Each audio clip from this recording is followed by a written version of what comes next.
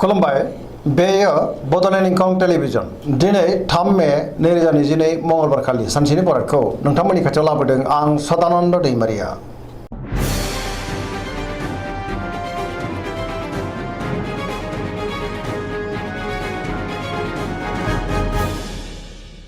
सिगां फरायनो लादों मेष राशि गिबि हांखो अ ल दिनैनि साना जोबोर मोजां गोजोन आरो गाहाम थासारि मोननो हागोन जेरावबो देरहासार जागोन मावनो लानाय खामानिखौ थि समावनो मावफुंनोबो हागोन गोसोखौ दिनै जोबोर गोजोननाय मोनगोन देहाया मोजाङै थागोन बहानिफ्रायबा मोजां खौरां फैनोबो हागौ रांखावरियाव दिनै जोबोर मोजां गोबां धोन आरजिनो हागोन बेफार फालांगियाव जोबोर मोजां मुलाम्फा मोननो हागोन आयाबो बांगोन सोरबा लोगोनि हेफाजाबखौ मोननो हागोन न'खराव दिनै अननानै फैगोन बिमा बिफानि अननाय आरो बोरखौबो दिनै मोनगोन बहाबा थांनांगौब्ला दिनै जोबोर मोजां आरो मोजाङैनो हान्थिनोबो हागोन गुबुननि गोसोखौ गोरलैयैनो बोनो हागोन गोसोनि बोलोआबो बांगोन समाजावबो दिनै गोबां मान मोनगोन लाइमोनफ्रा जोबोर मोजां खौरां मोननो हागोन सोरजोंबा बाख्नायजानोबो हागौ गोसोआ दिनै जोबोर रमान्टिक जागोन फरायसाफ्रा फरायनायाव गोसो दुंखांगोन आरो मोजां फिथाइ मोननोबो हागोन।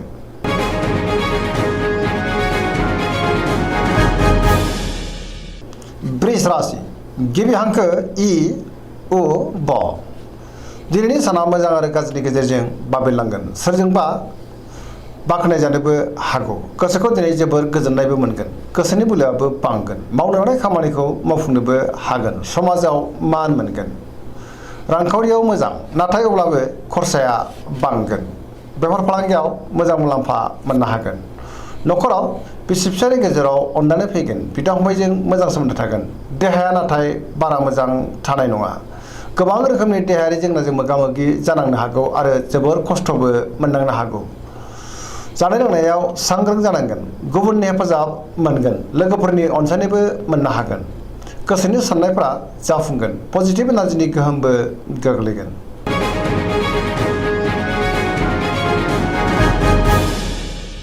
मिथुन राशि गिबि हांखो क स दिनैनि साना जोबोर मोजां गोबां बिथिङाव जाफुंसार जानो हागोन गुबुननि अनसायनाय मोनगोन गोसोखौ दिनै जोबोर गोजोननायबो मोनगोन गोसोआ जोबोर खुसि जागोन जेरावबो सांग्रां जानो रोंगोन देहायाबो दिनै मोजाङैनो थागोन रांखावरियाव जोबोर मोजां बेफार फालांगियावबो जोबोर मोजां होनजायो न'खराव दिनै अननानै फैगोन समाजावबो गोबां मान मोननो हागोन गोसोनि बोलोआ बांगोन मावनो लानाय खामानिखौ थि समावनो आरो गोरलैयैनो मावफुंनोबो हागोन सोरबा लोगोनि हेफाजाब मोनगोन गुबुनजों मोजां सोमोन्दो लाखिनो रोंगोन बहाबा दावबायहैनो एबा हान्थिनो खाबुबो मोननो हागौ लाइमोनफोरनि गोसोआ दिनै जोबोर रमान्टिक जागोन आरो गावबा गावनि गोसोनि साननायखौ फोरमायलायनोबो हागोन पजिटिभ एनार्जिनि गोहोमबो गोग्लैगोन।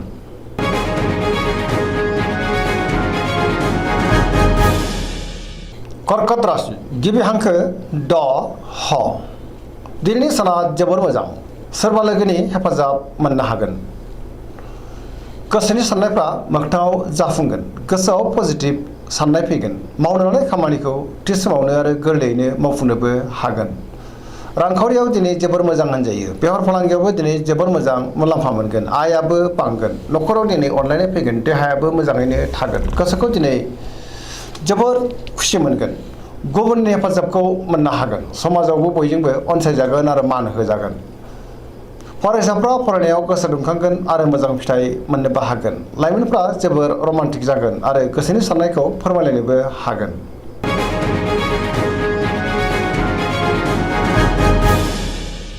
सिंह राशि गिबि हांखो म ट दिनैनि साना मोजां आरो गाज्रिनि गेजेरजों बाबेरलांगोन बारा गोजोनै थानो हानाय नङा गुबुननि थाखाय नाङा फाङा जेंनायाव गोग्लैनांनोबो हागौ जिंगायाबो बांगोन गोसोआव गोनो गोथो साननाय फैगोन मावनो लानाय खामानिखौ थि समावनो मावफुंनो हागोन सोरबा लोगोनिफ्राय हेफाजाबखौबो मोननो हागोन बहाबा दावबायहैनो खाबुबो मोननो हागौ रांखावरियाव दिनै जोबोर मोजां नाथाय अब्लाबो नाङा फाङा खरसायाबो बांगोन मोननो गोनांथारखौबो दिनै मोननो हागोन बेफार फालांगियाव मोजां मुलाम्फा मोनगोन गोसोनि साननायखौ दिनै गुबुननो फोरमायनोबो हागोन न'खराव बिसि फिसायनि गेजेराव अननानै फैगोन समाजावबो गोबां मान मोननो हागोन गुबुननि गोसोखौ बोनोबो हागोन देहायाबो दिनै मोजाङैनो थागोन पजिटिभ एनार्जिनि गोहोमबो गोग्लैगोन।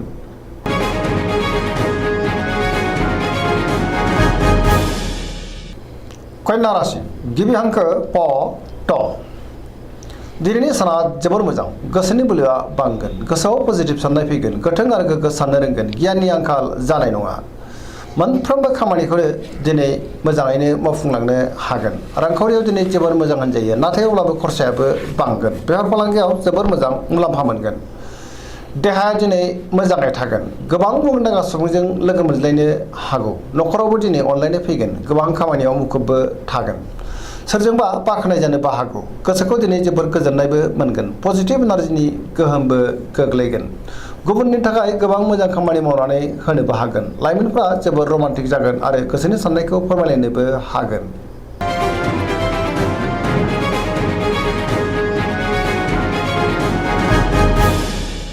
तुला राशि गिबि हांखो र ट दिनैनि साना मोजां आरो गाज्रिनि गेजेरजों बाबेनलांगोन गोसोनि साननायफ्रा देबोरनांगोन गोसोनि साननायखौ दिनै गुबुननो फोरमायनो हानाय नङा गोब्राब जागोन मावनो लानाय खामानिखौ मावफुंनो हागोन देहाया मोजाङै थागोन अब्लाबो नाथाय जानाय लोंनायाव सांग्रां जानांगोन रांखावरियाव जोबोर मोजां मोननो गोनांखौ मोननो हागोन न'खराव दिनै बिसि फिसायनि गेजेराव एना एनि फैनो हागौ सोरजोंबा नांलाय खमलायबो जानो हागौ समाजाव मान मोनगोन बेफार फालांगियाव मोजां मुलाम्फा मोनगोन गुबुननि गोसोखौ बोनो गोब्राब जागोन लोगोफोरनि हेफाजाबखौ मोननो हागोन गोदान थांखि लानो हानाय नङा सेंग्रा सिख्लाफोरनि गोसोआ दिनै जोबोर रमान्टिक जागोन नाथाय गोसोआ जोबोर उसुखुथुबो जागोन नेगेटिभ एनार्जिनि गोहोमबो गोग्लैनो हागौ सांग्रां जानाया गाहाम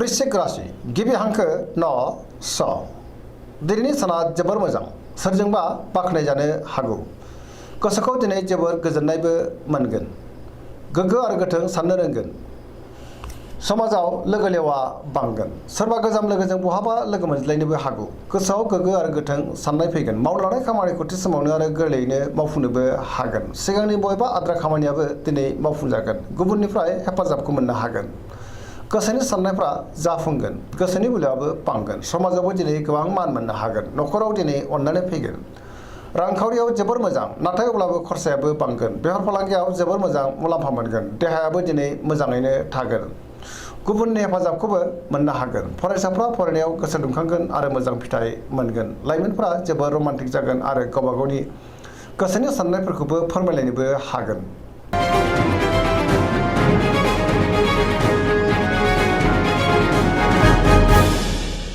धनु राशि गिबि हांखो ढ फ भ दिनैनि साना जोबोर मोजां गोसोआव गोग्गो आरो गोथों साननाय फैगोन मावनो लानाय खामानिखौ थि समावनो आरो गोरलैयैनो मावफुंनोबो हागोन गोसोनि साननायफ्राबो दिनै मोगथाङाव जाफुंगोन रांखावरियाव जोबोर मोजां होनजायो गोबां धोन आरजिनो हागोन नाथाय अब्लाबो खरसायाबो बांगोन मोननो गोनांखौ मोननो हागोन बेफार फालांगियाव मोजां मुलाम्फा मोनगोन समाजावबो दिनै गोबां मान मोननो हागोन देहाया मोजाङै थागोन अब्लाबो नाथाय जानाय लोंनायाव सांग्रां जानांगोन न'खराव दिनै अनलायनाय फैगोन बिदा फंबायनि हेफाजाबखौबो दिनै मोननो हागोन बहानिफ्रायबा मोजां खौरां फैनोबो हागौ लाइमोनफोरनि गोसोआ दिनै जोबोर खुसि जागोन आरो रमान्टिक जागोन पजिटिभ एनार्जिनि गोहोमबो गोग्लैनो हागौ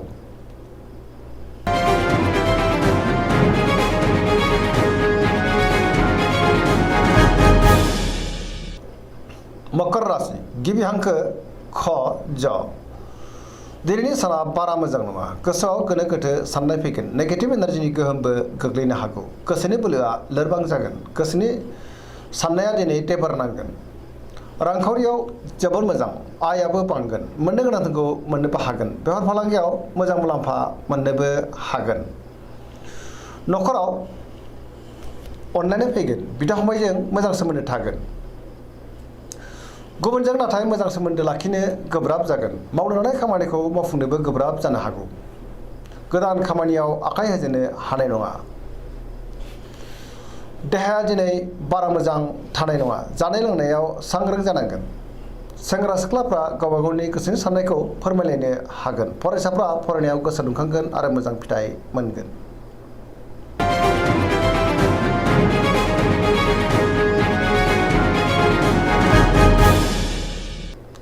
कुम्भ राशि गिबि हांखो ग स दिनैनि साना मोजां आरो गाज्रिनि गेजेरजों बाबेनलांगोन गोसोआव बेले बेजे साननाय फैगोन गोसोखौ दिनै जोबोर आला खालाबो मोनगोन। मावनो हानाय खामानिखौ थि समावनो मावफुंनो गोब्राब जागोन। माबा नङा माबा मोनसे हेंथा नुजानो हागौ। बहानिफ्रायबा गाज्रि खौरां फैनोबो हागौ। गुबुननि थाखाय नाङा फाङा जेंनायाव गोग्लैनांनोबो हागौ। सांग्रां जानांगोन। समाजावबो दिनै मान मोननो हागोन। गोबां मुंदांखा सुबुंजों लोगो मोनज्लायगोन।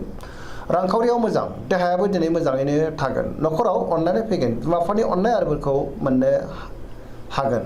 नाथाय अब्लाबो गुबुननि हेफाजाब मोननो गोब्राब जागोन। बहाबा थाङोब्ला दिनै लामा सामायाव सांग्रां जानाया गाहाम। नेगेटिभ एनार्जिनि गोहोमबो गोग्लैनो हागौ।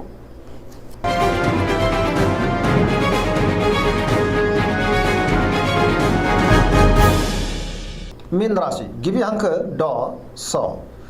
दिनैनि साना जोबोर मोजां। गोसोखौ जोबोर गोजोननाय मोनगोन। गोसोनि बोलोआबो बांगोन। मावनो हानाय खामानिखौ थि समावनो आरो गोरलैयैनो मावफुंनोबो हागोन। गोदान खामानियाव आखाइ होजेननोबो हागोन। गोसोआव पजिटिभ साननाय फैगोन। गावनि गोसोनि साननायखौ दिनै गुबुननो फोरमायनोबो हागोन। देहाया मोजाङै थागोन। अब्लाबो नाथाय जानाय लोंनायाव सांग्रां जायोब्ला मोजां।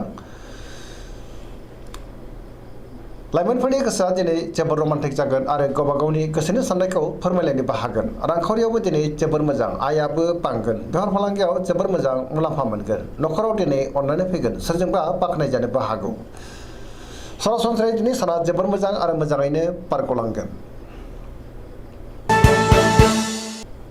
दिनैनि राशि फरायनाया एसेनोसै। जोबनायाव बेखौनो खावलायो जाहाथे नोंथांमोना सानफ्रोमबो जोंनि बे बड'लेण्ड इंखं टेलिभिजनखौ नायबाय थायो आरो साबस्क्राइब खालामो, लोगोसे लाइक खालामो आरो शेयार खालामो। एसेनोसै, गोजोन्थों।